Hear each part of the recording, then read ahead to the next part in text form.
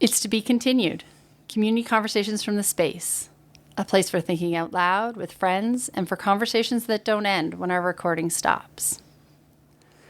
Welcome back. It's Julianne, your host, and we're here at the Space Podcast Network. Excited to sit down and continue the conversations that we've been having. Today we're going to chat a little bit with our friend and partner, Alex Henshaw, who is both working in community as well as having a first voice perspective on what it takes and what it's like to work with the community organizations and try to access services. So from two perspectives, we're going to embark in this conversation, figure out where we left off, and keep the conversation going. So Alex, thanks so much for being here, not just as our podcast producer, but now in front of the mic as well. Yeah, no, thank you.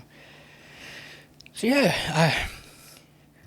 I figured that a topic that's been brought up recently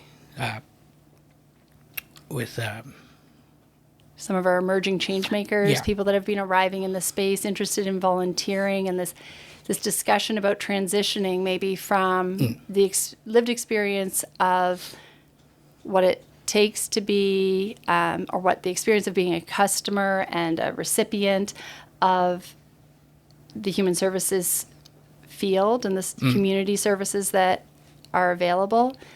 I know in the human services sector, most of us that work in the field are brought to it because of our lived experience. Either in childhood, we had somebody who was a role model in a position that showed us what being there for somebody looked like, created a sense of belonging, maybe in a life that we didn't feel like we had a lot of it, or we lived a life that didn't match what we hoped. And in that experience, we needed access to resources that maybe weren't there when we needed them. Yeah. And that can be a motivator that takes us to wanting to work in the field and bring to community what we needed but didn't have access to. So I think if we have enough conversation with our change makers and with those that work in the field, almost everybody has a first voice story about why they are working in the helping profession. Yeah. And so if we remember that, we can be better in service. But I think a lot of times people get busy working and they get behind the desk and they get in the helper role. They forget what it's like to be trying to find service. And so remembering our first voice and what the experience is when we are receiving the services is an important reminder and maybe can help us with our navigating. Yeah. I know the reason why I got involved with community work, social services, and all that was because I went in, I had mental health concerns, issues, and it was the people that I met that I could tell that they cared and that they wanted to help me, and that's what got me involved in wanting to work in the field. But since then, I have also, as I've gone across several organizations, and I won't here talk like it's very specific about any people or but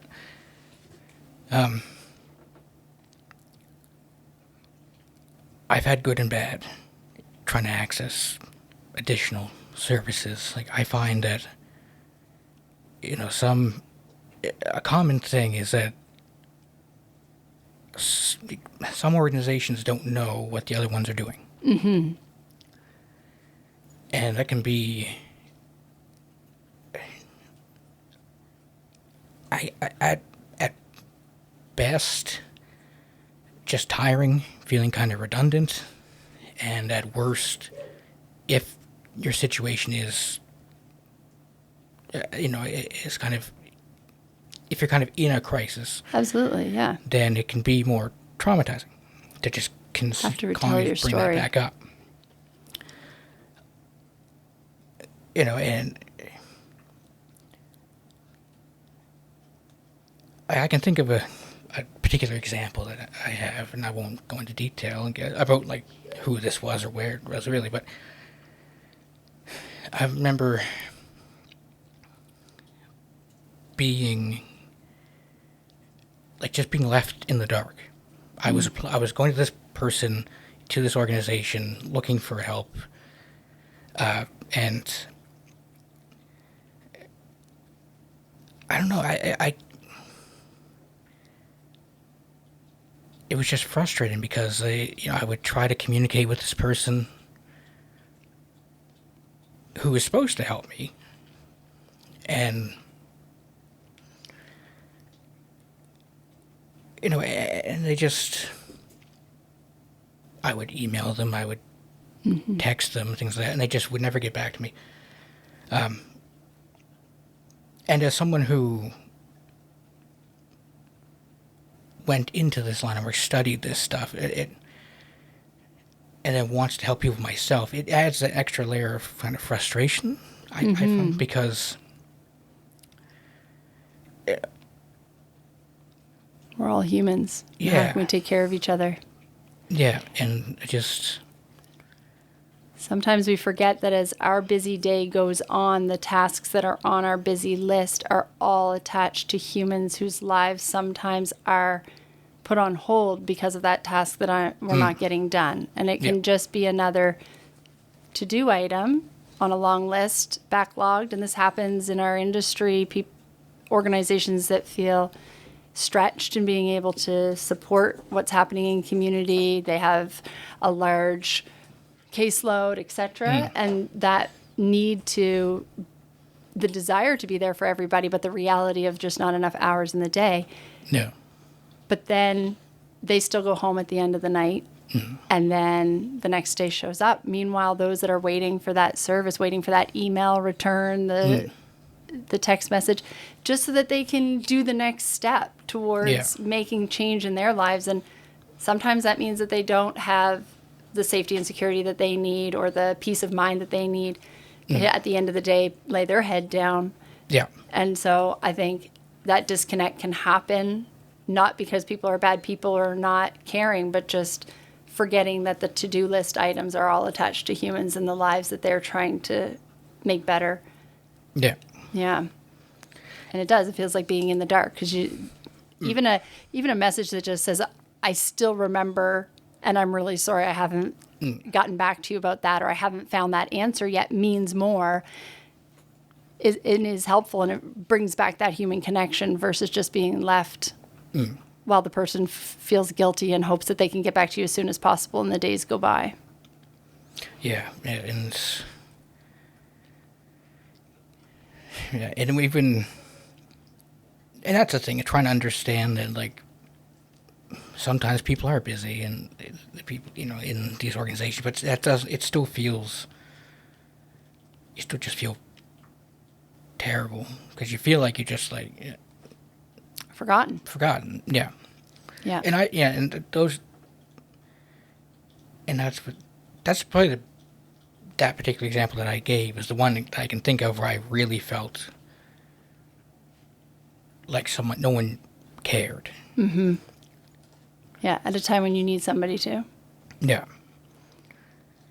I know it brings me, I talk about having courageous conversations and about being receptive to feedback, that when we do think about these challenges, nobody's perfect and everybody has a chance to look back on something and say, you know what, I could have known better, I could have done better. And it doesn't mean that we can change the past, and it doesn't always mean that we can be perfect going forward, but when you talk about this, it reminds me about myself. And I know sometimes I'm best when I'm in person with somebody. So when somebody's in front of me and I can be there and I'm a good listener and I can catch what it is that they're saying and I can have deep empathy, and I hope that for the most part, people that are in that experience with me do feel heard and seen and cared about.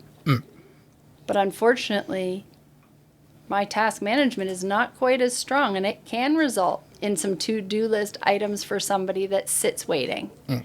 And it's really unfortunate for that mismatch between oh, here's hope that somebody who is hearing me and understands me is now going to be the one who I can put my faith in to get some of these tasks done. And if that person then gets too busy with getting tasks done, or organizations have to wait a long time to hear back from each other and answers don't come quickly for somebody to report back to their client, it does put that confidence in question. What, am I really somebody who can be trusted with the story, who does care, and who wants to show up for me? So Yeah. I appreciate that perspective, because we all need that reminder that we can't expect somebody who's currently in survival mode to be the one who holds a bunch of grace for us about our busy schedule or our to-do list. Yeah. And being a part of pretty much all of the local nonprofits in one way or another, like, you know, I've gotten pretty good at figuring out who really is helpful and who isn't. You know, certain people of one organization, you know, when I've met with them, you know, I felt that they really wanted to help me. They were willing to work with me. They really kept in contact with me, and I really felt like they cared. And there's another, and it does get a bit difficult trying to be vague about this, because, you know, like, but there was another organization that I was a part of,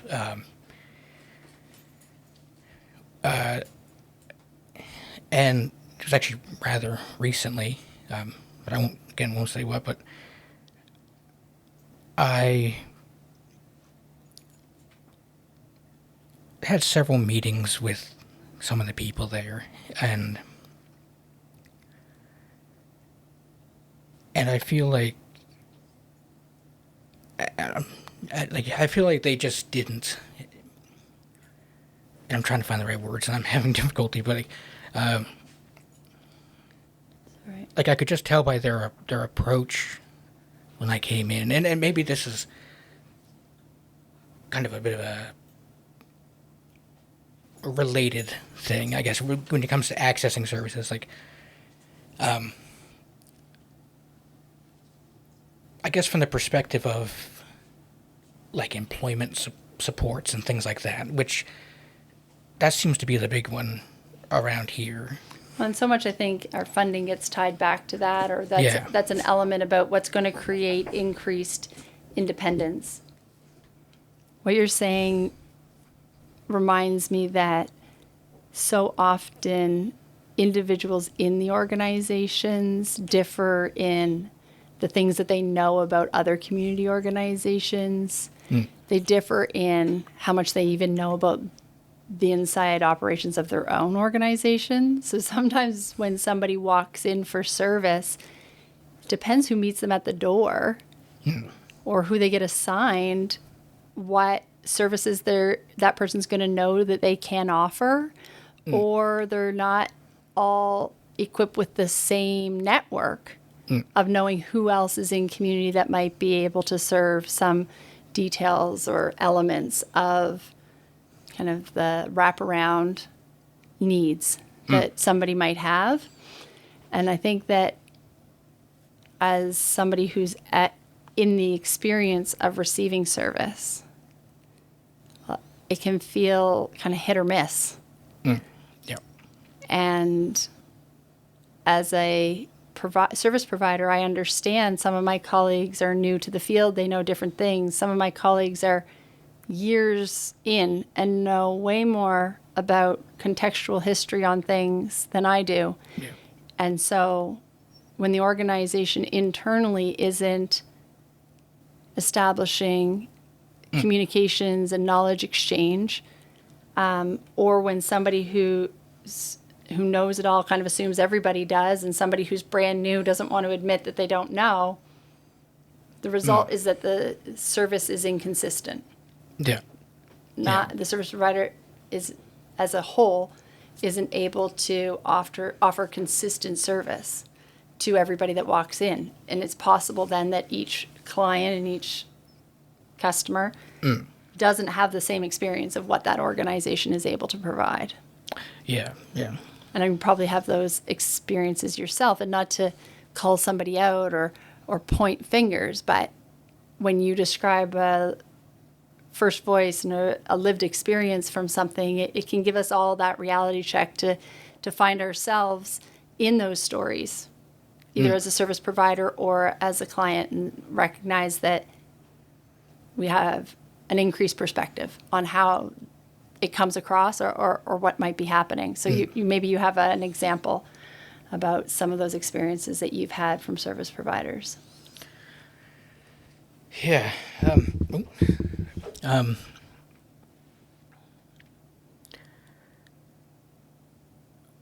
Well,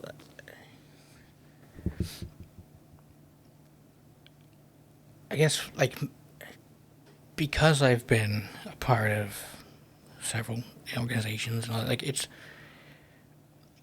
I found myself quite often, like, mentioning or referencing people and other helpers in other organizations and other programs that I thought, well, I would expect them to know that, they've been doing this for years.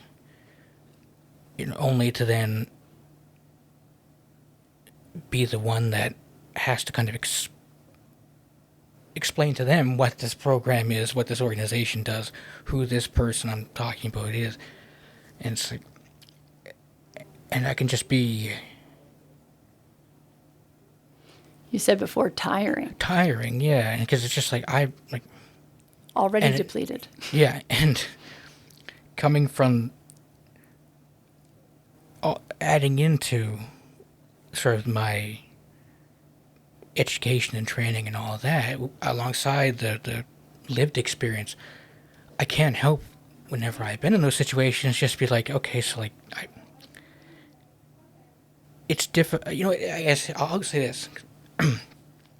It's difficult to be on the client side of the table with all that information and that knowledge, and seeing this other person doing the work. And I'm not saying they're terrible at their job or anything like that. But to know, to put it bluntly, I guess, to know that I have the same skill set as you. I could be doing... It's like I'm almost better off. Like, I'm here in this organization for some resources, but I'm almost doing your job too. Mm-hmm. Yeah. Like job development stuff, and I get, like, I can say that because it's so vague, because it seems like everybody in the dog is doing job development around here, which is another thing I could talk about. What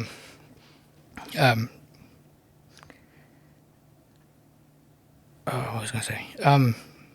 When you think about the experience of being in the active role of service recipient,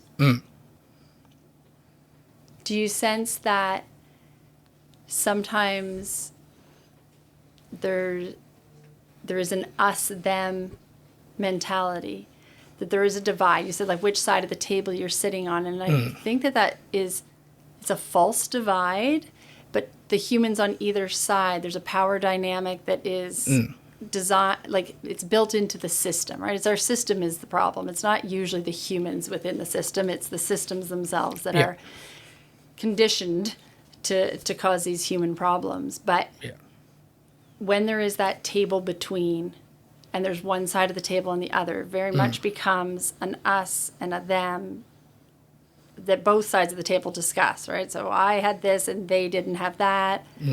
They don't have this, but I do have that. And we forget that we're all humans, and that maybe we could just be taking care of each other And maybe we Yeah. could be better at, in this moment, having the humility and the humbleness to not, and the grace and the empathy and the understanding that we are both equally valuable with whole lives of experience that are very different from each other, so we have things to learn from each other. And Yeah. in this moment, the capacity, the bandwidth, the ability to do something might be limited on both sides, but the person who's arriving for service is currently coming with a need, and that the person who is there as the service provider is supposed to be able to help with the deed, right? And we know we have partners and friends who say we have friends in need and friends in deed. And the part that we miss sometimes is that, but we are indeed all friends. Yeah. And so I hear from what you're grappling with is that sense of like, I am a person who's also very smart and very educated, and in this moment, I'm being in the position that is often perceived as not having those resources. And now I'm sitting here questioning myself because how can I know more about this than you do? And I'm the one here asking for your help. Yeah. Yeah. Yeah. And kind of that's interesting you say that, because I do have a kind of a similar, it's all in the same experience, I guess, but a similar scenario, yeah, with some of the work that does get done locally, especially around employment support. And it's kind of touching on, as you said, the like having a certain amount of skills and knowledge, but then feeling like you don't, or they're making you kind of feel like you don't, or whatever. But something I've noticed is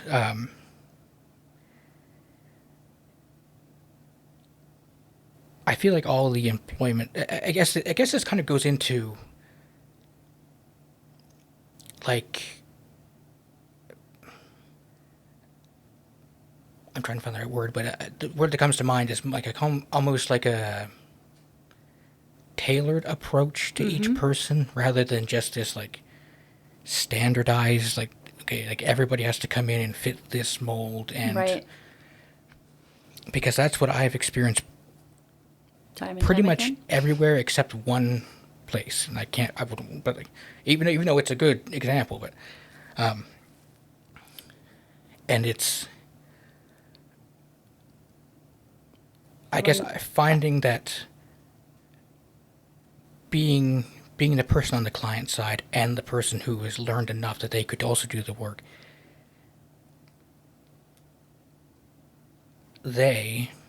and by they I mean like these organizations and the programs they have, I found most of them don't really know what to do with someone like me.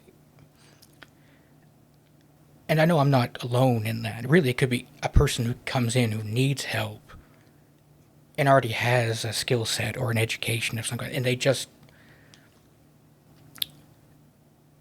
it almost feels like, and I guess this is maybe a bit more critical, I guess, but it almost feels like they're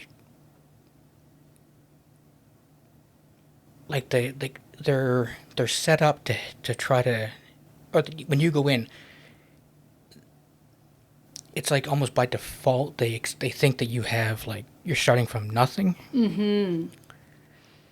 And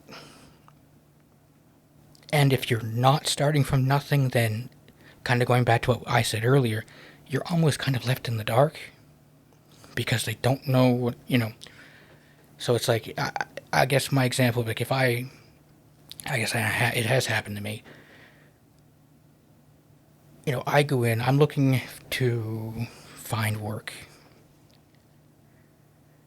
And I'm going in looking to find work as someone who has previous experience, who has graduated high school, who has a diploma from NSCC, so some post-secondary, and it just feels like they don't know what to do with that. Mm-hmm. For a person who has that lived experience, established resources already. Yeah. That's where I feel that you said like an individualized program, something that's person-centered and person-directed. Those are qualities and, service strategies and styles that I think need a stronger uptake. But also a peer model. If we all had the sense that we were meeting a peer in one form or another. Yeah. And how are we here to help each other?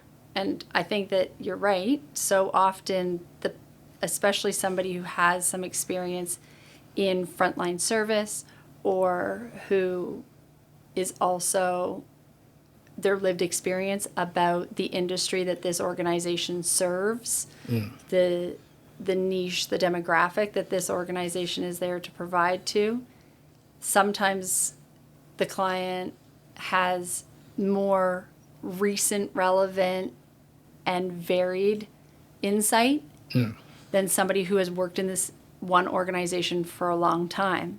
So you might have somebody come from out of the region, coming looking for help, but they know what kinds of resources are available in a different region. Right? We're in rural areas, and maybe they know what's available in a metropolitan area. And so they actually have had exposure to a lot of depth and variety of resourcing. And they come to talk to somebody who might be well versed in their local area, but never at the depth that what was available in the bigger city setting.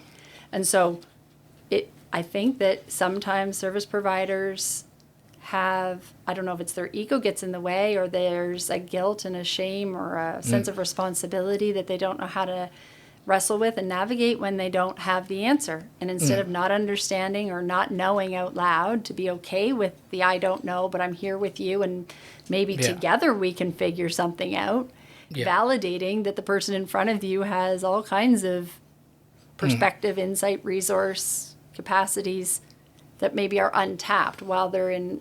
And it is, in my experience, it can actually, while it doesn't feel always like, if I'm there as a recipient and I'm in need of help, I can feel like I don't have a lot of bandwidth, that I don't have a lot of capacity right now.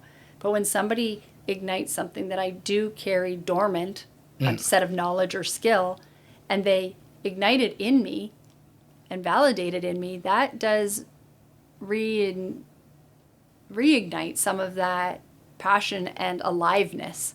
So in a moment when I'm feeling pretty depleted and I don't remember my value or my worth or my capacity, and my circumstances have me pretty drained, if you tap into my general knowledge about a passion topic, I still have access to that. And if you invite me to be engaged in that, then I do have a moment of reprieve from the despair or the heaviness that my reality might be serving me.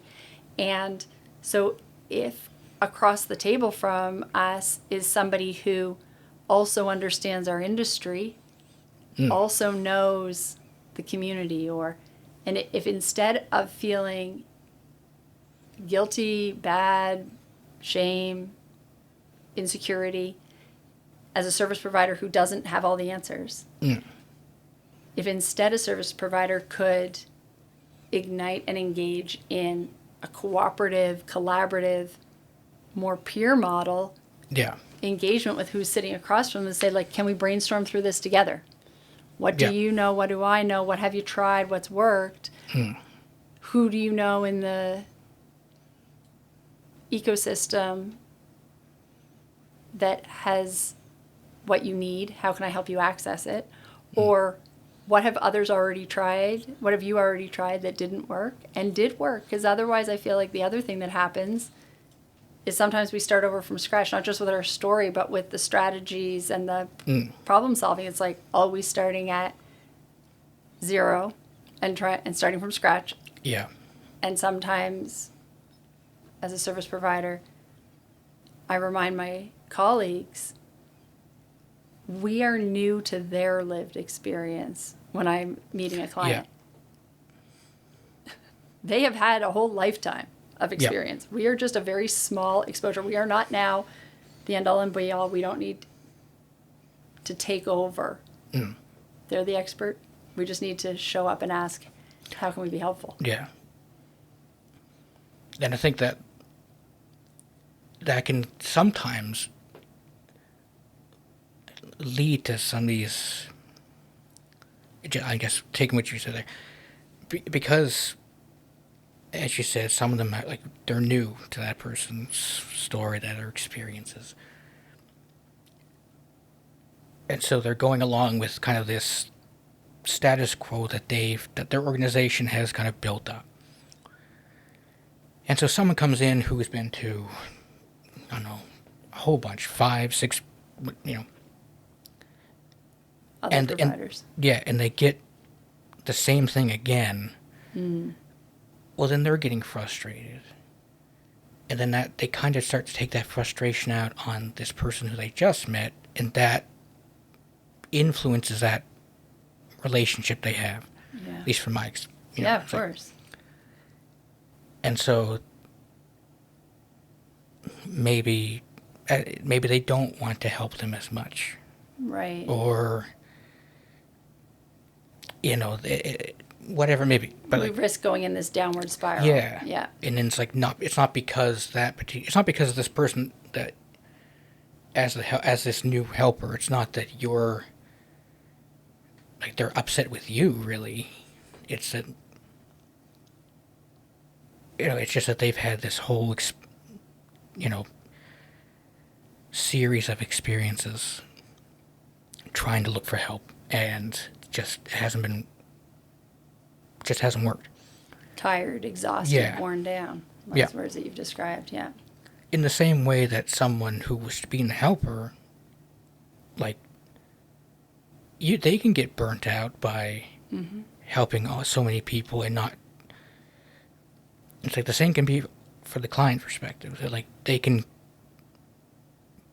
go to so many people and not get any help for so long that it does start to feel kind of hopeless. Or even if you start to get even a little bit in that direction of, like, I'll use myself as an example here. It's like, because it's so heavily around employment supports, and that's fine. That's what what the funding puts the lens through. Yeah. It's like, and that's a whole issue for me, where it's like, okay, like, maybe some other things, please, somewhere, I don't know. Side note, we'll have it to be continued on that topic. Yes, we could, but when, like, the employment support, it's like,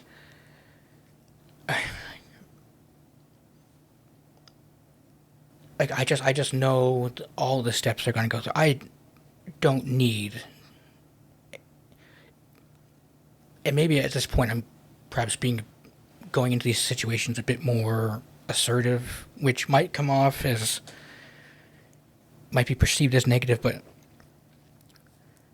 it's like, I don't need to write another resume template. Yes, and I'll choose my word carefully there. I don't need to write another, because that's not exactly how I really feel, but I'll say it that way. I don't need to write another resume template. I don't. I don't want to. They're going to make you do it anyway, because it says somewhere in their program that you do that. And I just don't care about that anymore. And it just... That's a big one, usually for me. I would go in and I'm like, okay, they're going to... I have to tell you, I have to make another resume again to tell you, I don't know. Yeah. Do you know what you're reminding me of? And I don't know if I could even be able to I don't know if I can find a link to this and we can put it in the show notes. There's an old video clip from Rick Mercer. This hour is 22 minutes. And the joke is that it's the PEI, EI, PI. So the private investigator for the employment insurance on Prince Edward Island. So the PEI, EI, PI. And they come to check to see if you really are not working and ready and willing and able to work. And so there's questions that you're asked every time you're on employment insurance will be, are you available for work? Did you make an income? Did you stay in the country? Whatever the series of questions are that you have to answer weekly or bi-weekly when you do your check-ins. And so the PEI, EI, PI comes to the door, and all of the community members who open the door to the private investigator answer, no, yes, no, yes. No, yes, no, yes. It's whatever the series of order of answering the questions is that they have to do weekly. And so it's just this silly back and forth. But I feel like as you're describing this, I know I need the resume, and I know I'm going to need an example of the cover letter. And here is the areas of skill that I think I need to develop in. Yeah. And this is the work that I've already done. And yes, I could probably practice my interview skills. So here's how I would... Yeah, it's you feel can't I just show you right off the front? Check, and we can move on to the page 2 of your how to help me list. Yeah, I honestly, looking back, I should have just done that. Just brought everything with me on the first day. I just gave them a whole file folder. Here's my portfolio. Here's all of it. Just take it and, yeah. But then they probably wouldn't, going back, they wouldn't know what to do with me, so I just end up waiting for them to not do anything for however long until I decide to leave and do the work for them. That's... Yeah. This feels like the kind of conversation that needs to be continued. How can we prompt those that might be listening to start conversations with their colleagues about it, about what could be different inside their organizations? Yeah, what could... If the table turned and you were working in the industry amongst colleagues and you recognized that this was happening, what with the clients that are being served, how do we spark that conversation amongst our colleagues?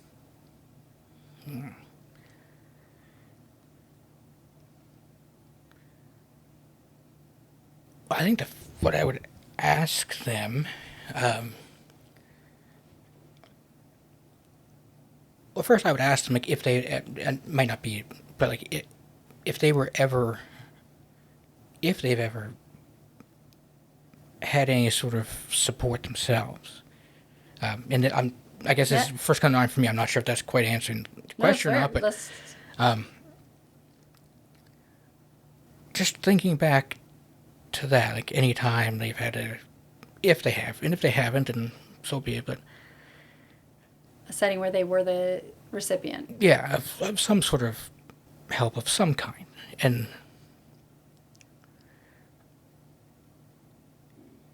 also suggesting to them that,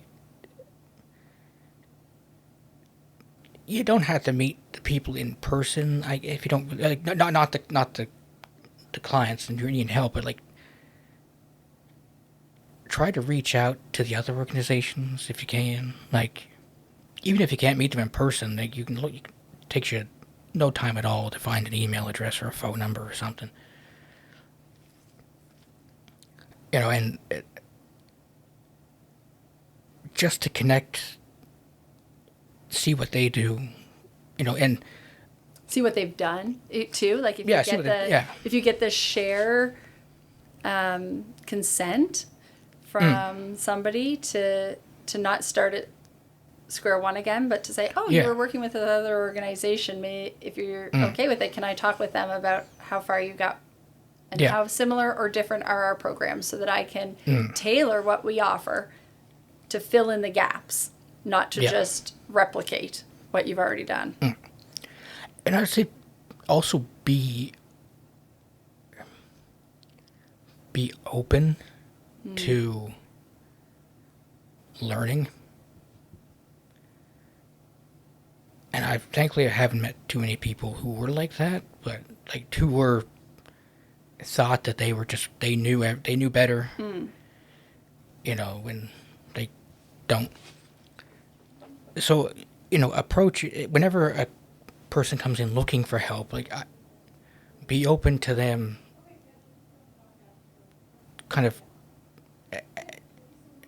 maybe not like teaching you maybe in depth about something, but you can learn something from them. Yeah, it's like, okay, they're mentioning this person in this organization. I don't really know, so like I'm going to figure that out.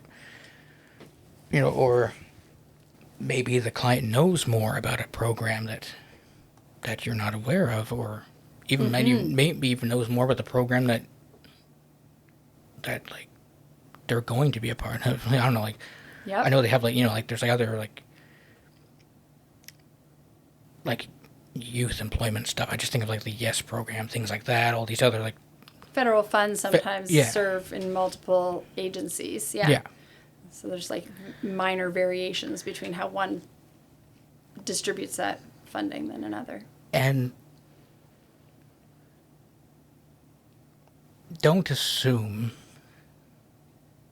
that people are like I mean, some do, but don't assume that people are coming in from at the very bottom of, you know, that early exposure. I think of it like community or the college or the university setting, where the first year you have to take biology 101, and then next year you get 2.0, right? Like sometimes it's like recognizing like not everybody is at the very first exposure to the subject and to the content. Yeah, and be willing to work with your clients. Like I'll use another one of my examples, I guess, where I kept having these meetings with. It wasn't a job developer; it was someone like a case manager or something. Yeah, it was more of like a general, you know, manager kind of position. Just kept having meetings with them, and I knew what my skill set was. I knew what my knowledge was. I knew that I was like, yeah, this is what I want to do. This is what I studied to do. I'm just having trouble, you know, finding where to do that work. And they never. It was all up to me. Like it was like there was no.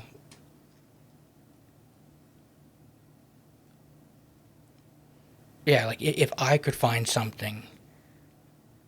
I don't know. It keeps coming back to the idea of I'm doing the work for them, and. Right. Like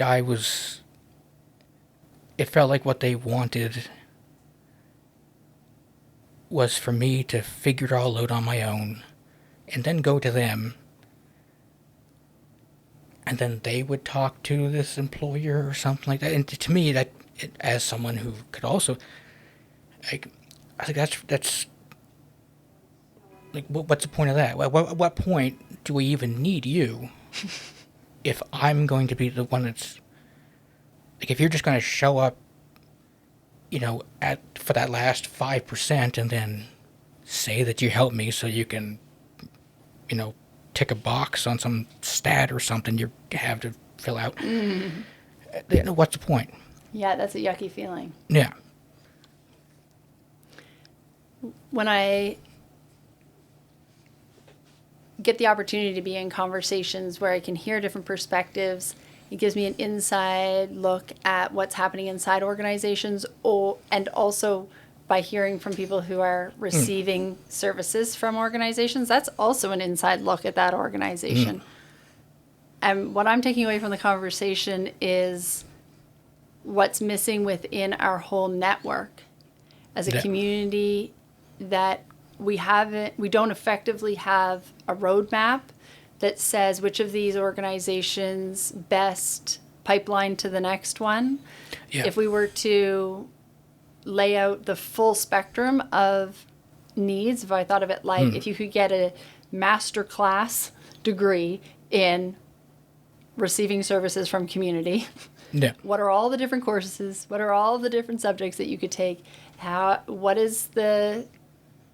Which ones have a prerequisite for the next one?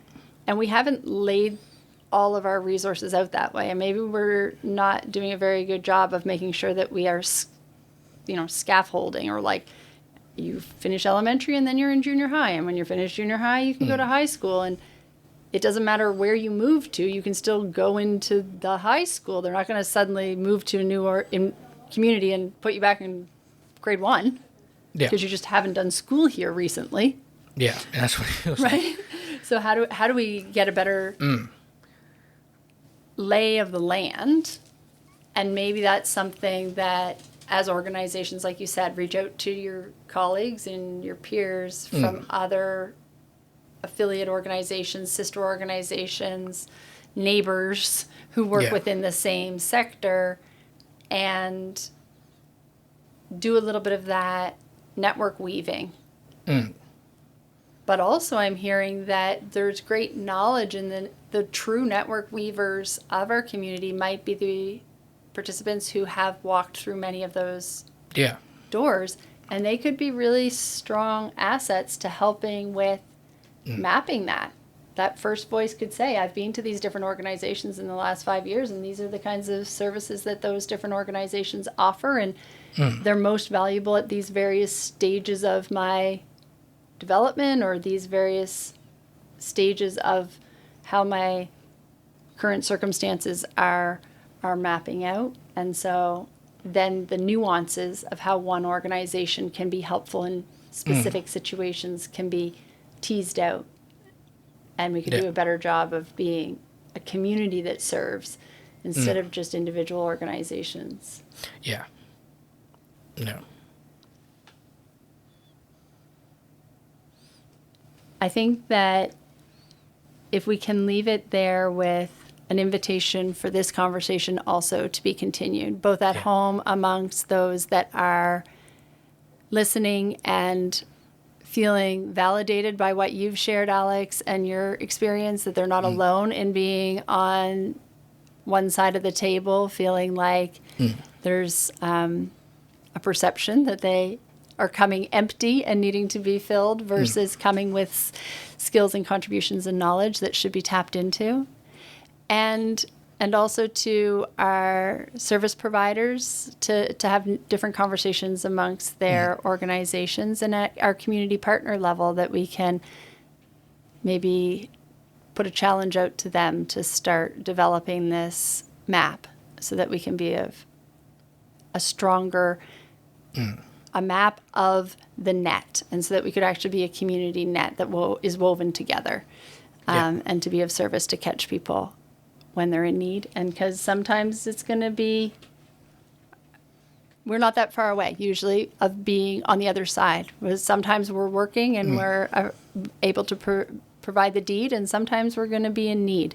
And when the table turns, we want to have that same level of service validation, understanding, and be seen with complexity and nuance and what it is that we bring and what we need. Yeah, thanks for shining a light on this, and I look forward to continuing these kinds of conversations with you. So from the space, thanks for being part of the company, and until next time, let's continue the conversation. This episode is brought to you by The Space and Company. Thanks for watching.